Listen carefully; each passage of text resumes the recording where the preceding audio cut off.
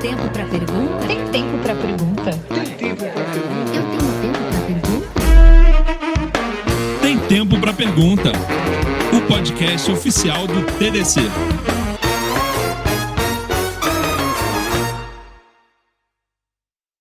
Olá, seja muito bem-vindo ao podcast Tem Tempo para Pergunta. Esse é o nosso novo projeto aqui no DDevConf, em que nós vamos fazer conversas, bate-papos com pessoas da tecnologia. E eu quero ter o prazer de apresentar a vocês aqui o nosso convidado de hoje, o brasiliense, o meu amigo Bruno Souza. Tudo bem, Bruno? Tudo bom, Júlio? Prazer enorme estar com você aqui, com o TDC, né? Um evento fantástico que eu tenho muito carinho, né? Que também me trata super bem. São os eventos que realmente me tratam com um carinho gigantesco. Queria agradecer demais. E estar com vocês aqui, fazendo um podcast. Eu sempre acho que a gente ter mais maneiras de comunicar com as pessoas, estar mais próximo do desenvolvedor, né? Estar mais presente na vida do desenvolvedor é tão importante. Então, parabéns pelo projeto. Bacana. E a ideia do podcast é exatamente essa, né, Bruno? A gente tem uma possibilidade de estender um pouco mais os assuntos. Daquele momento que você termina a palestra e o palestrante pergunta, tem tempo para pergunta? E nem sempre tem. Mas aqui no podcast a gente sempre vai ter tempo para explorar um pouco mais os assuntos e ir além. E eu queria começar, sem muitas delongas, nesse papo que eu acho que deve render bastante, porque o Bruno, para quem não sabe, o Bruno, ele é um cara... um dos pilares, eu diria, aqui do TDC, né? Uma pessoa que ajuda a gente a desenvolver, a criar, a cruzar barreiras, eu diria assim, na construção de um ecossistema de tecnologia, né? Focado no desenvolvimento de pessoas.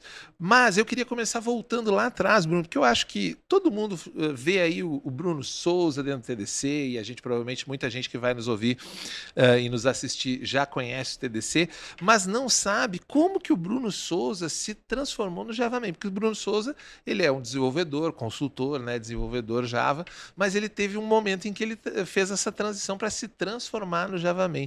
Como que aconteceu isso na tua carreira de desenvolvedor ou como empreendedor para se transformar no Bruno Souza, Bruno JavaMan Souza? Eu sempre brinco, Júlio, que tem um fundo de verdade, né? Que eu sou o JavaMan porque eu tenho o domínio, né? javaman.com.br é meu, né? Então eu realmente posso dizer... Você reservou né? aquele cantinho para você. Eu reservei esse cantinho para mim, né? Então eu acho que eu tive uma mistura, acho que como tudo a gente faz na nossa carreira, né? Uma mistura de sorte, né? De trabalho e tudo. Eu tive a oportunidade fantástica, né? De entrar na Sun, e eu entrei na Sun uma semana antes da primeira demonstração pública de Java. E logo... Que ano era isso, mais ou menos, para a galera ter uma noção? Isso é 95. 1995. E aí, eu era um desenvolvedor de software, né? Assim, eu estava estudando na faculdade para desenvolvimento de software, fazia desenvolvimento de software, já tinha até produto sendo usado comercialmente e tudo. E eu estava tentando me achar dentro da Sun, que para mim era um sonho trabalhar naquela empresa fantástica, né? Mas aqui no Brasil eles eram um posto avançado de venda de hardware. E eu não tinha exatamente certeza do que eu ia fazer naquela empresa, querendo ser desenvolvedor de software e tudo. E eu tive a sorte de ter uma conversa com uma pessoa logo no primeiro dia. E eu falei para eles, não, eu tô meu primeiro dia aqui, não sei exatamente o que eu vou fazer e tudo mais. E ele falou assim, poxa, né, era um gringo, né, que estava vindo visitar a Sun Brasil. Ele falou assim, olha, tem um projeto da Sun de desenvolvimento de software lá nos Estados Unidos. Ainda chamou de Oak, né, que era o nome anterior interno da Sun, mas já se chamava Java na época, mas ele ainda usava o nome antigo. E ele falou assim, você podia dar uma olhada, a Sun tudo é aberto e tudo mais, e eu entrei no site. E aí, naquele final de semana, a Sun fez a primeira demonstração pública de Java, que, sendo bem honesto, eu nem fiquei sabendo, porque ninguém nem ficou sabendo, foi dentro de um evento lá nos Estados Unidos e tudo. Não se tinha muito essa coisa de fazer um lançamento aberto de uma tecnologia. Não, ainda, nem era mais fechado. Assim. Nem era muito. Naquela época, assim, a Sun estava dentro, a Sun estava fazendo o lançamento de vários hardwares naquele evento, que era o foco, e um dos caras, um cara chamado John Gage, que depois, né, eu vim a conhecê-lo e tudo, o John Gage achava que esse negócio de Java tinha um futuro, e ele resolveu levar e fazer uma demonstração totalmente não scriptada, totalmente não planejada.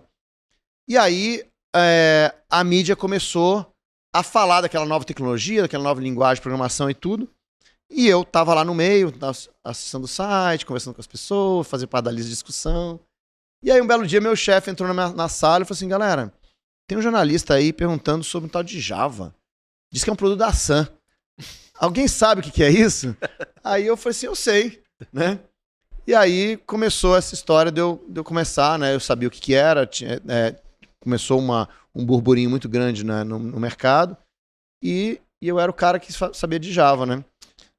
E aí uma coisa leva a outra, foi levando a outra. tá certo? Quando saiu uma reportagem daquela revista Times, que colocava o Scott McNealy, que era na época, né, o CEO da Sun, como o Javaman, né? Então colocaram ele com uma roupa de super-herói, com um J assim, ele era o Javaman,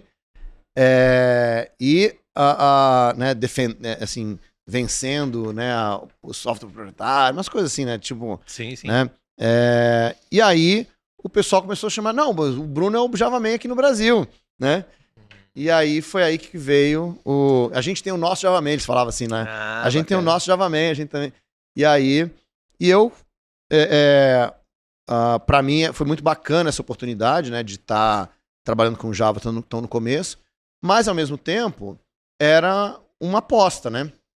Porque era uma tecnologia que ninguém sabia exatamente qual era o futuro, né, se ia ser usado ou não. O pessoal falava muito, né? Java tinha vários problemas na época também, né? Sim. Então foi uma aposta grande. E ficou grande. Um pouco marcado esse começo dele, né, pelos problemas, mas ele meio que foi tão resiliente, né, ao longo do tempo, que acabou meio que virando o jogo a favor, né, da própria tecnologia. Porque eu acho que tinha o foco de Java era essa capacidade de você poder rodar em múltiplas plataformas, né? E essa era a força de Java, mas tinha muita gente no mercado que via isso como uma fraqueza, né? Então, era uma época, na década de 90, né, que era totalmente dominado pela Microsoft. Eu tive muitas e muitas vezes alguém falou assim, a gente só usa o Windows aqui, eu vou precisar de multiplataforma pra quê? Né?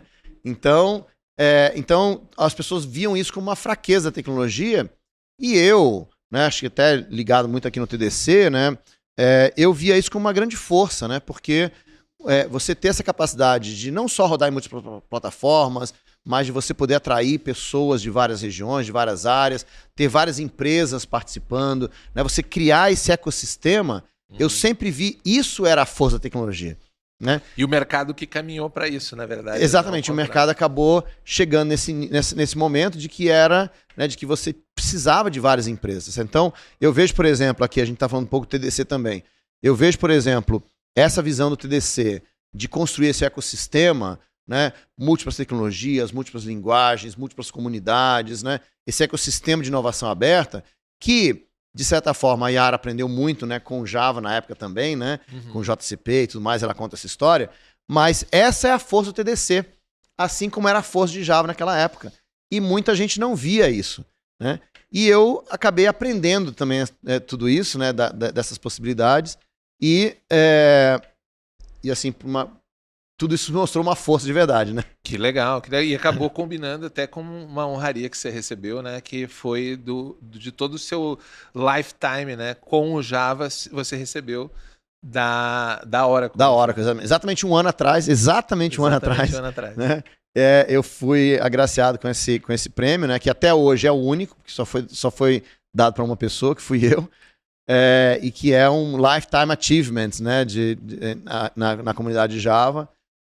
Exatamente por esse trabalho aí, né, de quase 30 anos. Não, e eu acho interessante porque quando a gente começa a falar esse tipo de coisa e a gente vê como as coisas, elas não... nada vem do nada, né? Tudo, às vezes são pecinhas que vão se encaixando até de forma não intencional. Você começou lá a encaixar uma ideia de ecossistema, não tinha um mercado para isso, de repente você era naquela época o teimoso, né? Não, o Bruno é o cara ele cismou lá que quer tocar esse negócio para frente, e o mercado aos poucos foi entrando. Então hoje quando a gente fala de ecossistema, de multiplataforma, de tudo isso, o mercado chegou aonde você estava. E é muito interessante pensar nisso, porque você, digamos, hoje já nem mais é o seu foco prioritário o desenvolvimento, mas sim o desenvolvimento, não o desenvolvimento de software, mas o desenvolvimento de pessoas. Exato. Que eu diria que é um novo movimento, uma nova chave, eu acho, da tecnologia, de mover a sua visão da parte mais bruta, né, do código, da efetividade da tecnologia, para a parte mais social, da parte das pessoas. Você acredita que essa construção ela é um ciclo que vem dessa construção, dessas pecinhas que foram se juntando para chegar agora e culmina com o que você faz hoje?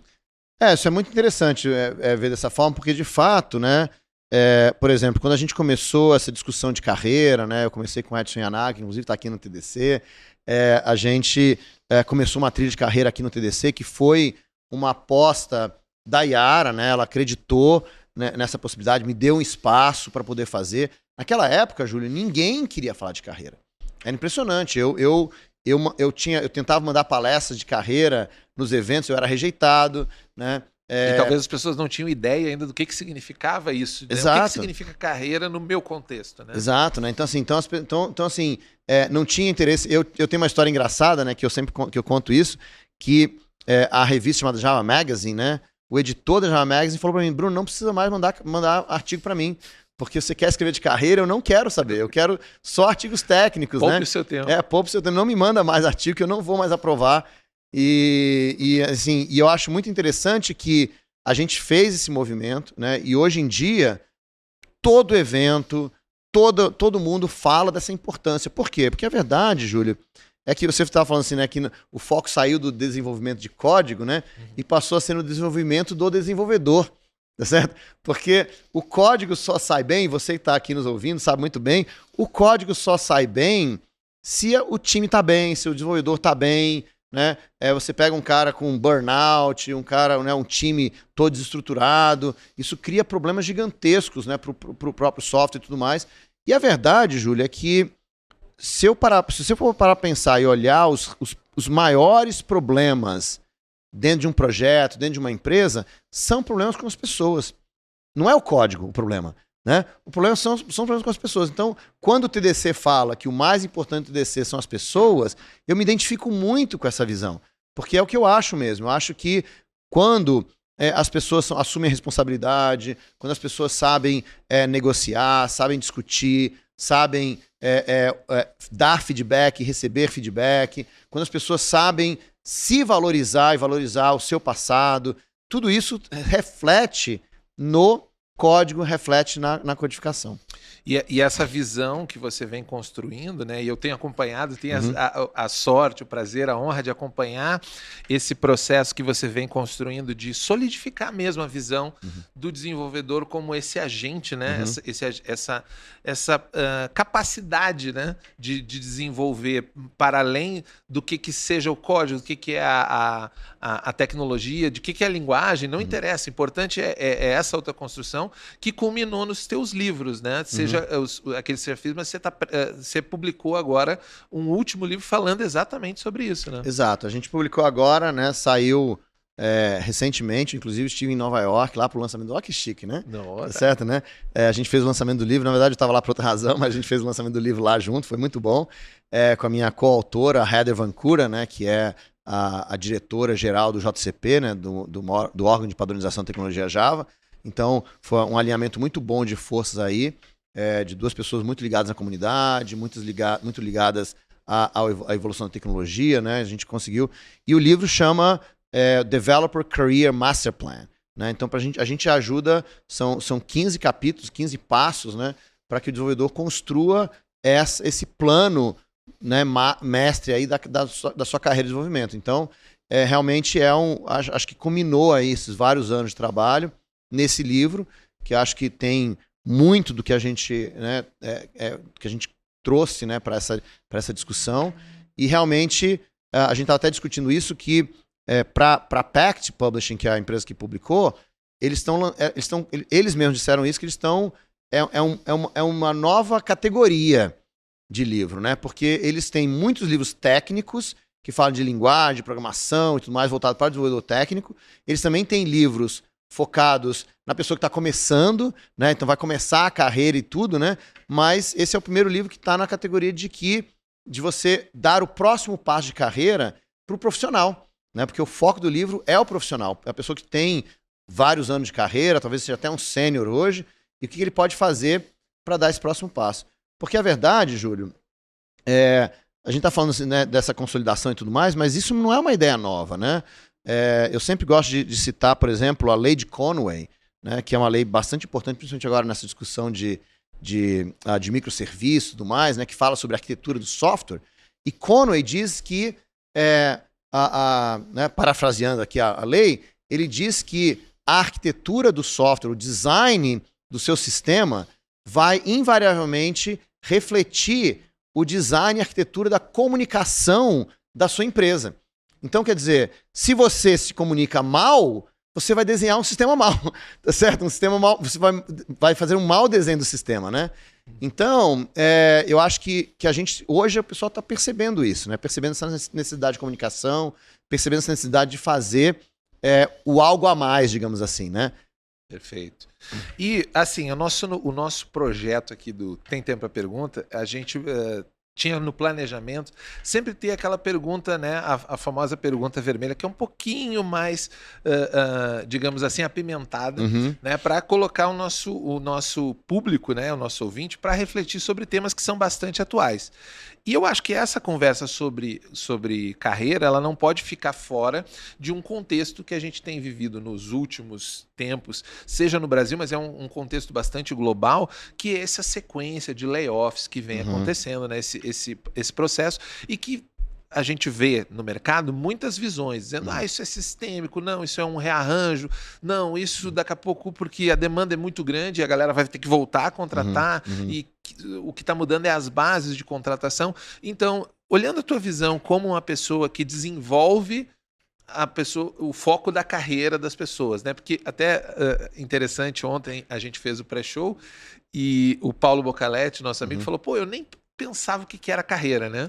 Sim. E daqui a pouco a pessoa que nem pensava no que era um plano, um planejamento, um foco para ela desenvolver a carreira, ela acabou abalroada por essa situação, e aí ela está criando coisas na cabeça dela, não, isso é um problema meu, não, é eu que não estou capacitado e tal. Então eu queria que tu desse a tua visão, porque em parte eu conheço dela, mas acho que vale a pena para o nosso ouvinte ter esse espaço mais longo onde você trabalhar essa ideia da carreira num contexto hoje que parece que é adverso em relação ao contexto que a gente tinha há pouco tempo atrás, né? É verdade. Principalmente pela situação ali da pandemia que forçou uma migração digital violenta, e aí a demanda pela força de trabalho de quem desenvolve foi enorme, né? Olha, tem vários... Realmente esse é um problema multifacetado aí, tem várias maneiras de olhar esse problema, tá certo? Eu entendo, né, a dificuldade dos layoffs, tá certo? Eu acho que muita coisa aconteceu no mercado, né? Eu não desconto a questão do lado financeiro, acho que é uma questão importante. Eu acho que a gente teve uma situação muito especial, né, de que quando o Elon Musk adquiriu o Twitter, tá certo? Ele fez vários layoffs, mas muita gente também saiu. Então o Twitter perdeu 80%, 90% das pessoas num período muito curto de tempo e continuou existindo.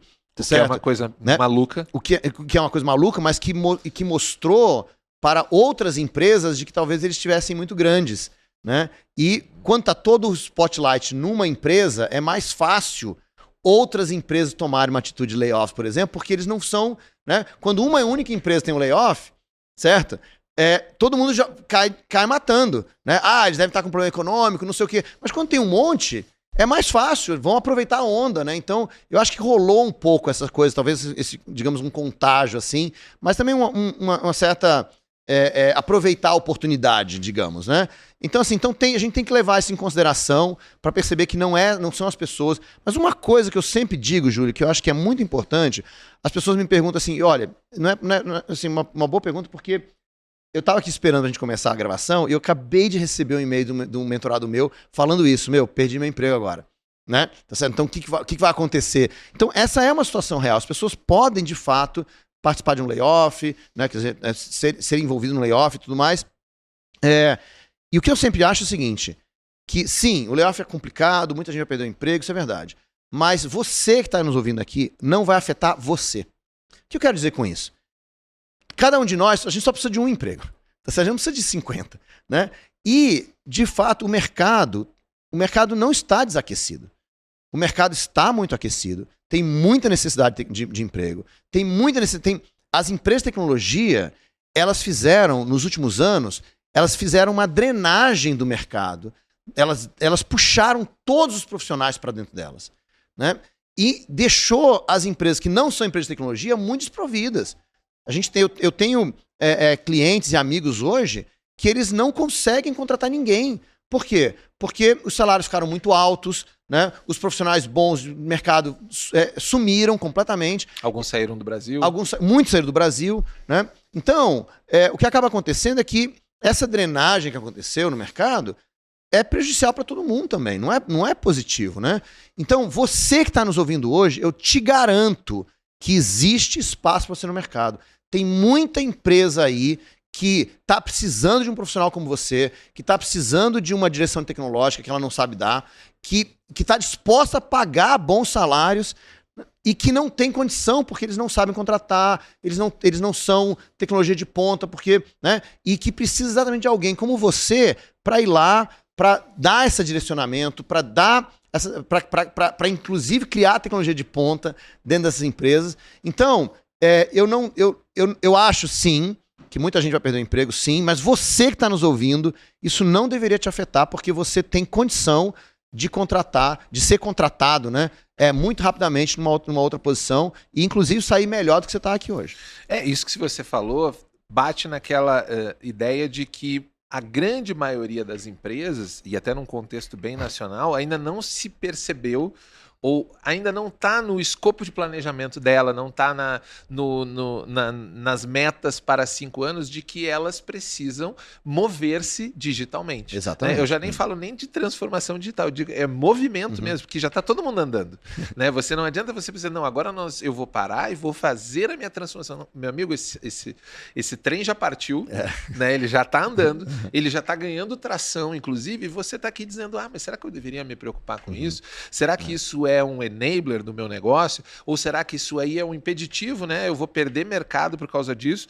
E tem uma série de oportunidades. E quando a gente está olhando na característica do desenvolvedor, e aqui o TDC é interessante por isso, eu gosto sempre de cruzar essas ideias, porque nós mostramos a vastidão de possibilidades, né? Como tem áreas diferentes, entregas diferentes, mas que no final a gente está falando da mesma coisa, né? E essa mesma coisa é uma necessidade sistêmica, não é mais uma necessidade de mercado para eu olhar assim, não, eu sou analista, é isso que eu faço, eu procuro emprego de analista e tal. Quando que, na verdade, é uma necessidade por pessoas que entendem de tecnologia. E pautar, e eu acho que parte disso que tu fala sobre carreira tem a ver sobre pautar a sua proposta enquanto força, né, de trabalho como um resolvedor de problemas, e não necessariamente como um cara que sabe Java, ou como um cara que é designer, mas qual que é o problema que eu quero resolver? Acho que tem um pouco disso, né? Tem bastante disso de você criar essa reputação no mercado, né? E eu vou te dizer que, olha, você falou das empresas, né, que estão aí não querendo fazer uma revolução digital, nem nada disso, mas eu nem acho que essas sejam as empresas mais importantes agora no mercado para as pessoas irem atrás, né? Porque tem muita empresa que já está fazendo, que já acredita e não consegue contratar as pessoas, né? Então, o espaço é um espaço muito positivo nesse momento, mas para isso que você falou agora é importante, que é a pessoa se apresentar no mercado. Então, assim, a gente sabe, Júlio, que até 75% das vagas que existem no mercado, elas estão no que a gente chama do mercado de empregos escondido.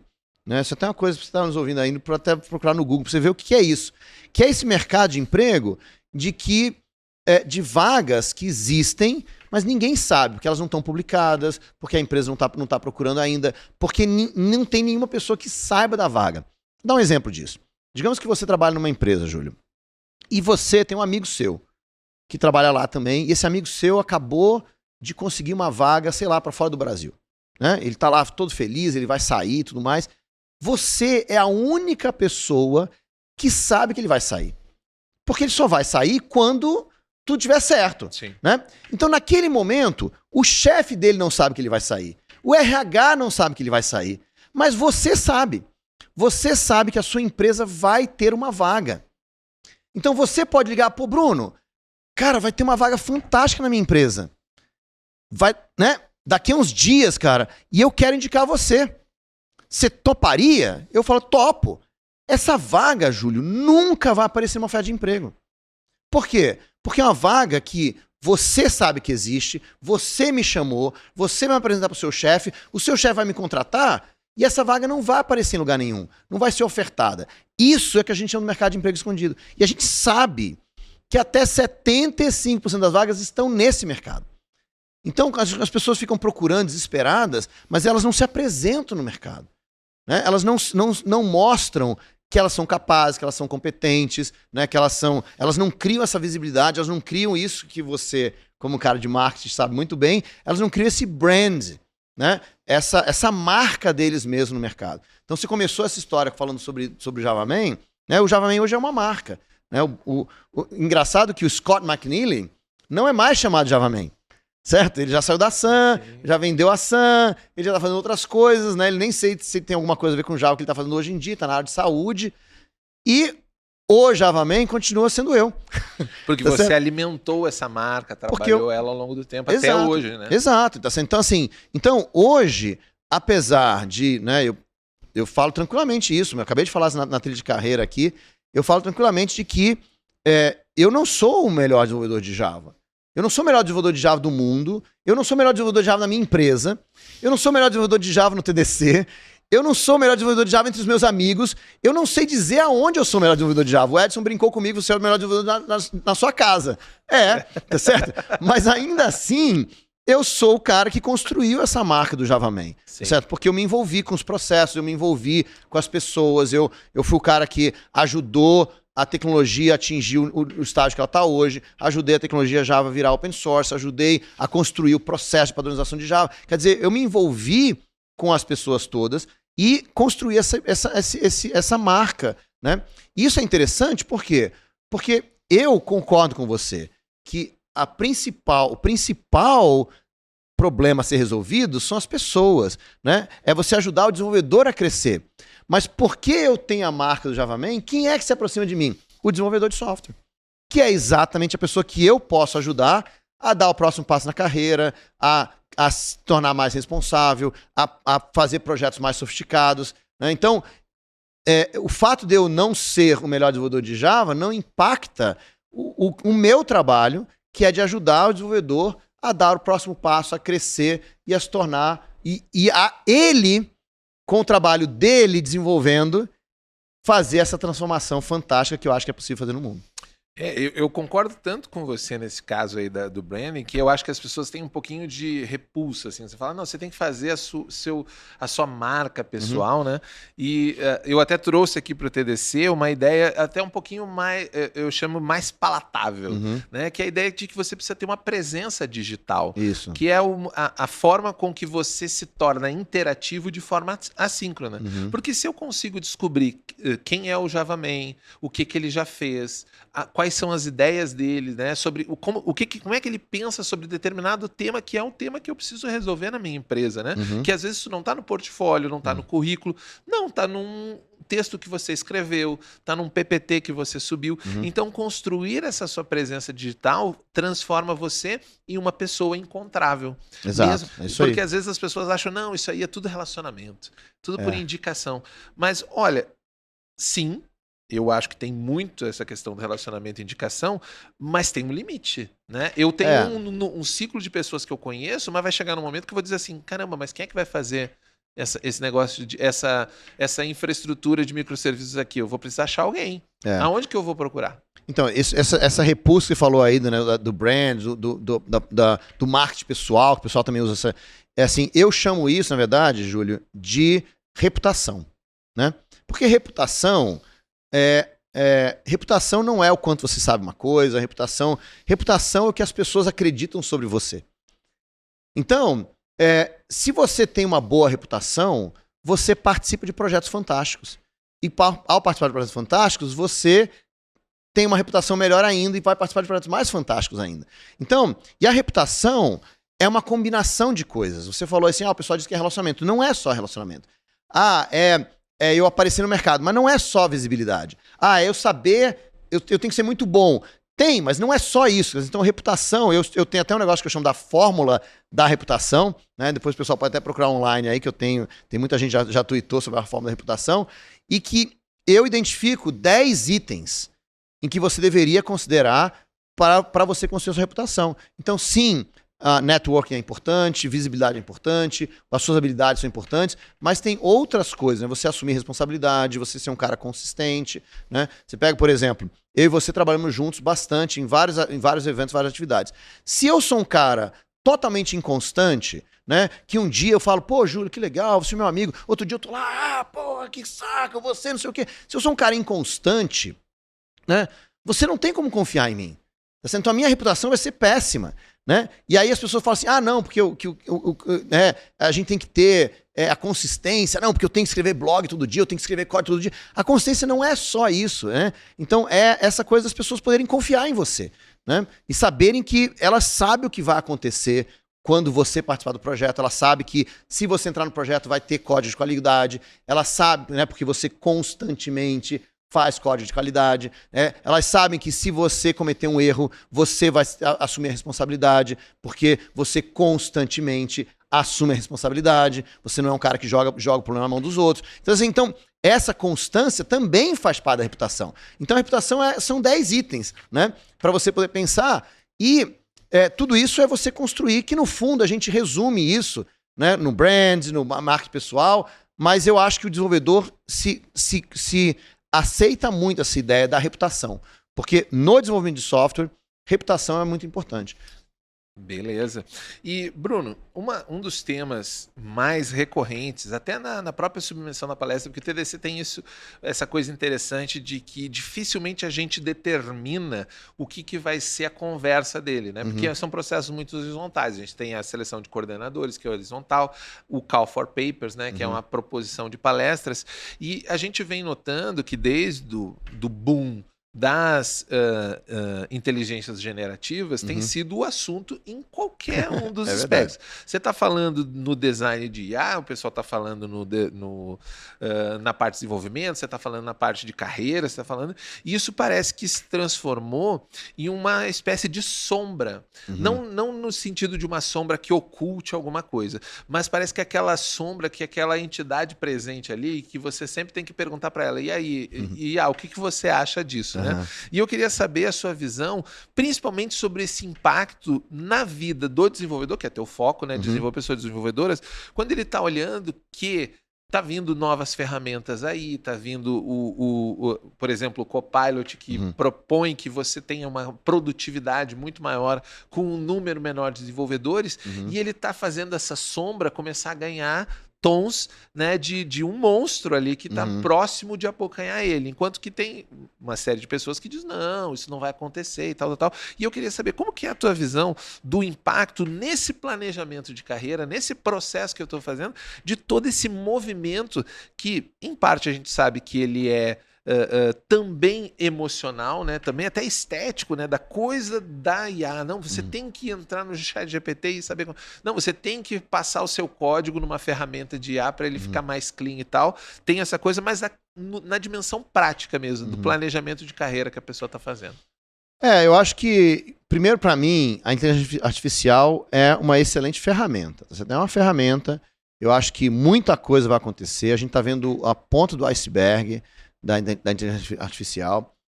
E eu não acho que isso seja muito diferente do que a gente sempre buscou, né? Então, durante toda a história do desenvolvimento de software, a gente sempre buscou um aumento de produtividade, né, para que as pessoas pudessem, para que mais pessoas pudessem codificar, porque afinal de contas falta gente. A gente estava aqui falando aqui no podcast, na organização aqui, o pessoal aqui do podcast, né, o Gabriel está aqui com a gente, falou assim, não, porque a gente teve que codificar aqui para poder resolver um problema aqui. É isso, que mais pessoas vão ter que participar desse processo.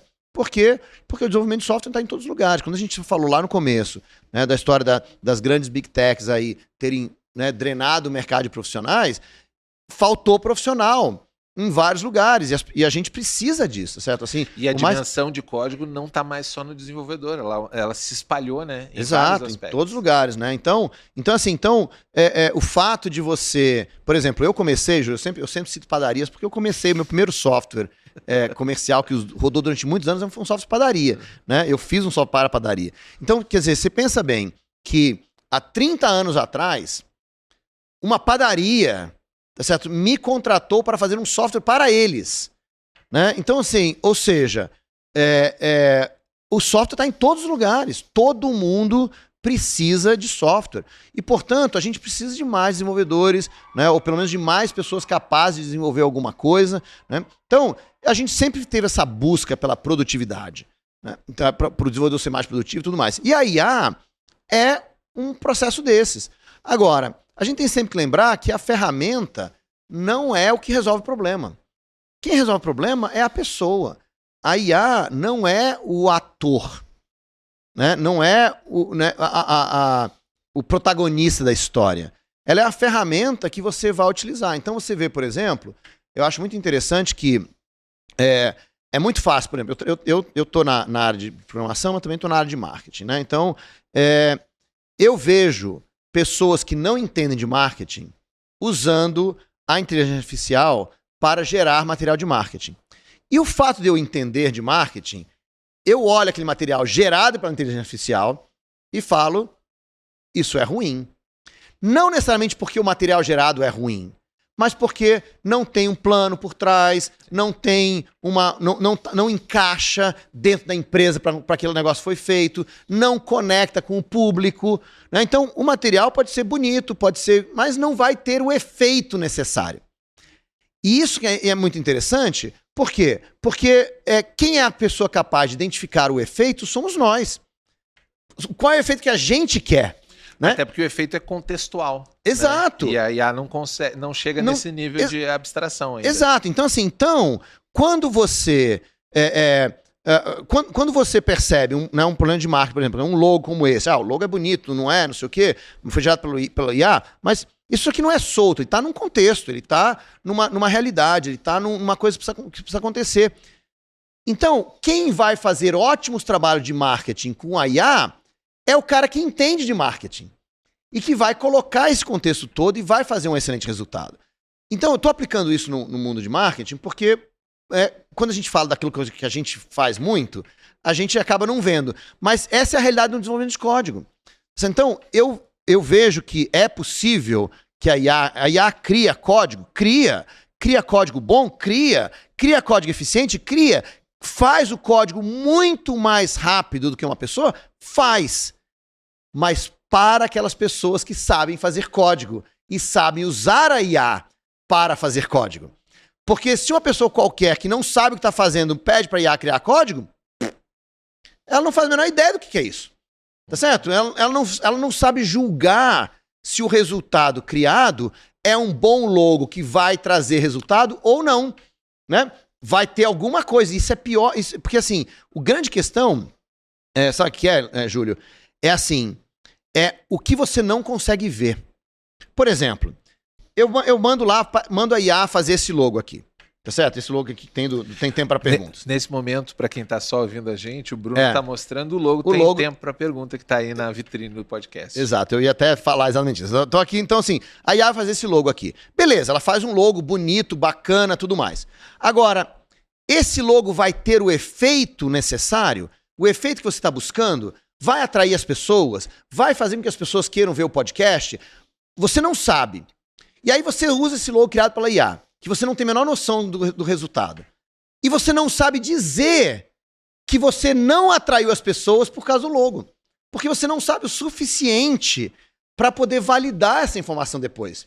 Então você está perdendo o negócio, está perdendo o público, você está deixando de crescer porque você não sabe avaliar. Praticamente um voo cego. Um voo cego. Agora, é a mesma coisa no código. Você pode fazer um código, você olha, beleza, funciona, sei lá, faz o que precisa fazer, mas eu não sei avaliar se isso vai trazer um problema lá na frente, se isso vai criar um código que é impossível de dar manutenção depois, se isso vai me criar um código que eu não consigo contratar ninguém para resolver esse problema depois. O tamanho do problema criado, a gente não sabe. Agora, isso quer dizer que a IA não seja válida? Claro que não. Porque, afinal de contas, por exemplo, você quer lançar uma nova empresa. E aí você precisa codificar rapidamente para você poder testar se a sua empresa funciona ou não. Você não quer saber desses problemas todos. Você quer um código que faça o que você quer e que seja feito agora para poder testar a empresa amanhã. Então, de novo, contexto que você falou, né? Assim, você vai precisar aplicar IA para aquele contexto. Então, eu tenho um grande amigo meu, que é o Silvio, que é inclusive palestrante aqui do TDC e tudo mais, né? E não o Silvio Meira, que eu sei que você está pensando nele, mas... Né? Não, tava esperando você completar. Não é esse. Então, o Silvio, ele é um desenvolvedor, um consultor, né, nos Estados Unidos, tá certo? Que está há mais de 20 anos nos Estados Unidos como consultor de desenvolvimento de software e tudo mais, e ele fala muito isso, que hoje ele usa IA para tudo que ele está fazendo, tá certo? E que ele considera a IA como se fosse um desenvolvedor júnior. Que você passa um problema, ela resolve numa velocidade muito grande, mas que se você não observar, se você não acompanhar, se você não ensinar, se você não ajustar, ela não vai trazer o resultado que você precisa. Então, a gente precisa... Assim, esse é o papel, né? E eu acho que, quando eu falei isso, exatamente imaginando, então o desenvolvedor júnior vai manter mais espaço? Vai ter espaço, porque o desenvolvedor júnior também vai usar a IA para que ele cresça, aprenda e melhore. Eu tenho um parceiro, né, que eu tenho feito alguns trabalhos com ele, que é o pessoal da Digma. A Digma, por exemplo, lançou uma ferramenta de IA que ela revisa o seu código. E ela mostra para você aonde o seu código está ruim. E ela faz isso rodando o seu código. Portanto, ela revisa o código em execução, né, e te dá uma visão. Então, imagina você, hoje, como desenvolvedor júnior, que você precisa escrever um código e submeter para outra pessoa revisar o código. Pô, e se eu fizer um código ruim? E se eu mandar para outro cara que vai falar assim, pô, você não sabe codificar? Não é muito melhor você, como desenvolvedor júnior, usar uma IA para você, pô, meu código, o que preciso melhorar? Aonde eu posso ajustar? Para que você aprenda o que é um código bom. E aí, quando você passar para a próxima pessoa, o seu código vai estar melhor, né? Porque não quer dizer que ele vai estar perfeito. Ele talvez não esteja no contexto necessário, por exemplo. Então, talvez precise ser revisado ainda por outra pessoa no time. Mas, pelo menos, você aprendeu antes aqui, né? Você pôde fazer várias interações. E eu acho que isso, Júlio, vai acelerar demais a aquisição de habilidades para o ser humano. Porque a capacidade humana de construir habilidades a ciência não achou limites ainda. A nossa capacidade do nosso cérebro de construir uma habilidade, tudo que os cientistas acharam até agora, toda vez que eles falam assim, não, esse é o limite do cérebro, a gente vai e passa.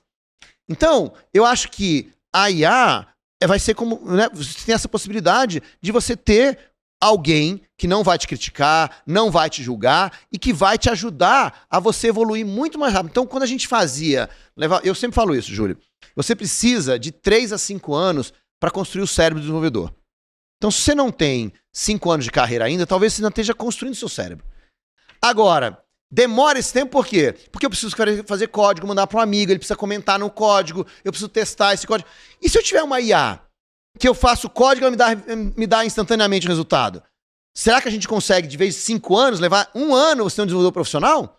Talvez, tá certo? Né? 1 ano, um desenvolvedor que já passou por tantas, né, interações, né? Então, eu acho que isso, eu vejo tudo isso com uma gigantesca possibilidade. Agora, isso vai ser verdade, Júlio, para aquelas pessoas que estão dispostas a aprender, estão dispostas a enfrentar, estão dispostas a serem questionadas, né? Porque o cara que está se fechando e achando que sabe tudo, ou achando que não precisa disso, ou que isso vai diminuir o trabalho dele, esse cara vai acabar ficando para trás. Esse é mais um trem que vai partir. Mais um trem que vai partir. E ele vai ficar para trás. No caminho. Tem até um caso bem interessante que a gente podia contar aqui rapidinho, né? Que teve uma pessoa no Twitter que publicou esse trabalho, que ele contratou ele pegou 2 pessoas, né? 2 desenvolvedores, um que ele chamou de novato, né? E um outro com muitos anos de experiência. E ele deu o mesmo problema para os 2 desenvolvedores resolver, que era fazer uma aplicação para uma startup. E que o desenvolvedor novato ia usar inteligência artificial, né? Queria usar tudo que ele pudesse usar, e o desenvolvedor experiente disse que não, que ele faria a coisa na unha, né? E depois de, acho que 1 semana ou 2 semanas, que foi o tempo do experimento, o desenvolvedor novato tinha feito 70%, resolvido 70% do problema, e com testes, com tudo, né, com código bacana e tudo mais, e o desenvolvedor experiente não tinha resolvido nem 5% do problema, tá certo? Com tudo com código feito na mão. E aí as pessoas saíram muito rápido de julgar. Tá vendo? A IA vai tirar vai resolver tudo. Não precisa mais desenvolvedor, não sei o quê. Mas o que as pessoas não estão vendo? Os dois desenvolvedores, apesar do cara chamar o desenvolvedor de novato, os dois eram desenvolvedores experientes. De tanto que o cara fala que ele chamou 2 pessoas que já tinham trabalhado com ele, que ele já conhecia e já confiava. Ou seja, não eram desenvolvedores quaisquer. Eram 2 desenvolvedores experientes. E a minha leitura não é que o desenvolvedor experiente não foi capaz de fazer o código certo. É que foi que o desenvolvedor experiente não entendeu o problema. Porque o problema era um software, uma startup. As razões que o desenvolvedor experiente disse que não ia usar IA, todas estavam corretas. Ele não queria um código feito que ninguém saberia dar manutenção depois. Ele não queria um código que usasse um monte de ferramentas, né, que ia gastar para você poder rodar aquele código, né? Só que esses eram problemas que eram necessários para uma empresa que já existe, que já está pensando na 2ª, 3ª, 5ª iteração do código. Está pensando em diminuir custo, está pensando, né? Sim. Agora, uma startup, que tem 6 meses para dar certo ou dar errado, quanto mais rápido fizer, melhor, tá certo? Mesmo que custe mais, né? Faz parte da filosofia dela queimar etapas, né? Exato. Parece que ela é startup, né? Exatamente. Então, eu não vejo que a diferença foi um usou IA e outro não. Eu vejo que a diferença é que um entendeu o problema e usou as ferramentas corretas para resolver o problema, e o outro, em vez de entender o problema, trouxe a própria visão dele, não ouviu o cliente, não ouviu a dificuldade, não entendeu o que tinha que ser feito e foi fazer o que ele queria. E vou dizer uma coisa, Júlio. Nós, como desenvolvedores, nosso trabalho não é fazer o que a gente quer. É resolver o problema do nosso cliente. Tá certo? Então, se você não entende o problema do seu cliente, se você não entende o negócio do seu cliente, você vai resolver como? Né? Então, mais uma última coisinha. Alguém falou sobre a IA outro dia, e aí uma pessoa respondeu assim: que ótimo! Agora a gente não precisa mais, né, de programadores para fazer. Por quê? Porque a IA vai ser capaz de entender o problema, de discutir prazos, de discutir prioridades, tá certo? De definir o que é melhor, não sei o quê, e fazer o código. E a ironia da história, né, que era o que o cara queria falar, assim, que na verdade o problema de desenvolver software não é o código. Esse é o menor dos problemas, tá certo? O resto, tudo que importa, e o resto tudo é onde o desenvolvedor faz tudo isso muito bem. A partir do contexto, né? É a análise crítica do contexto. Mas, Bruno, uma das nossas, já nos encaminhando para o nosso encerramento, esse papo aqui maravilhoso, estou muito feliz de poder aprofundar esses temas contigo. Uma das coisas que a gente planejou aqui para o nosso podcast Tem Tempo para Pergunta é poder, cada uma das pessoas que a gente trouxer aqui para bater um papo, perguntar para elas o que elas estão carregando na mochila delas, né? Que elas possam também compartilhar com a pessoa que está ouvindo. E aí pode ser um livro que você queira indicar, pode ser um filme, aquilo que você achar que faz sentido para a pessoa, né? E que nesse foco que você deu durante toda a nossa conversa, né? De o desenvolvedor que vai desenvolver a sua carreira focada nisso, que é o contexto, no problema. O que você poderia dar assim de dica para a galera, para a pessoa carregar na mochila a partir daqui? Olha, Júlio, eu vou ser obrigado, né, a dizer que eu carrego na minha mochila nesse momento, né? Porque eu acabei faz 3 dias que eu lancei o meu novo livro, né? Então, a gente lançou esse novo livro chamado Developer Career Master Plan. Ele está disponível, né, na Amazon, no mundo inteiro, né? Então, se alguém quiser, é um passo a passo de 15 passos para que você, de fato, construa essa carreira e resolva esses problemas todos que nós estamos falando, né? Não é um livro focado em nenhuma tecnologia, nada específico. É um livro focado no que você precisa fazer no além. Certo? Tem uma coisa que eu gosto de contar, Júlio, eu vou contar rapidinho aqui. Uma das, não sei como traduzir isso, my claim of fame, né? Ou my brag rights, não sei como é que é a melhor maneira. Uma das coisas que eu posso jogar confete em mim mesmo, tá certo? É que eu abri o show do Iron Maiden 2 vezes. Você tá rindo aí, né? Tá certo? Fala assim, você, Bruno, né? Tá certo? Assim, eu gosto muito do Iron Maiden, tá certo? Né? Sempre foi uma das minhas bandas preferidas, mas quando o Bruce Dickinson, né, que é o vocalizador do Iron Maiden, veio para o Brasil 2 vezes para dar uma palestra na Campus Party, eu fui o cara que tava lá, que chamou ele no palco, né? Que tava conversando com o público antes dele subir e tudo mais, né? É o mais próximo que eu vou chegar na minha vida de abrir pro show do Iron Maiden, tá certo? Né? E eu acho que é bacana. E era o vocalista, pô. E era o vocalista, certo? Assim, ele é um cara fantástico, foi muito legal a palestra dele e tudo mais. E uma das coisas que ele fala na palestra dele, que eu achei muito bacana, que eu sempre gosto de repetir, é que ele conta, ele fala o seguinte, né? Eu não sei nada de música, tá, Júlio? Não entendo nada de música, não sei, mas ele sabe, tá certo? Eu não entendo nada de um rockstar de música, mas ele entende, certo? Ele é né? E ele fala o seguinte, que a diferença entre um músico normal e um músico rockstar não é a música. Porque a música, os dois têm que ter para serem músicos. A diferença é que o rockstar faz o resto. E a palestra dele toda mostrando isso, né? Que o rockstar é o cara que é o empreendedor, tá certo? Que pensa no público, que constrói o show, tá certo? Que constrói essa imagem que ele tem e tudo mais. O rockstar é o cara que faz o resto. E eu falo isso, Júlio, porque essa é a realidade no nosso mundo. A gente não tem um mundo de rockstars como tem a música. Mas a gente também tem um mundo de desenvolvedores fantásticos, né? Desenvolvedores únicos. E a diferença entre um desenvolvedor que a gente chamaria de um rockstar, né, e um desenvolvedor que a gente chamaria de normal, né, seguindo o que o Bruce Dickinson falou, é que não é o código, não é a tecnologia.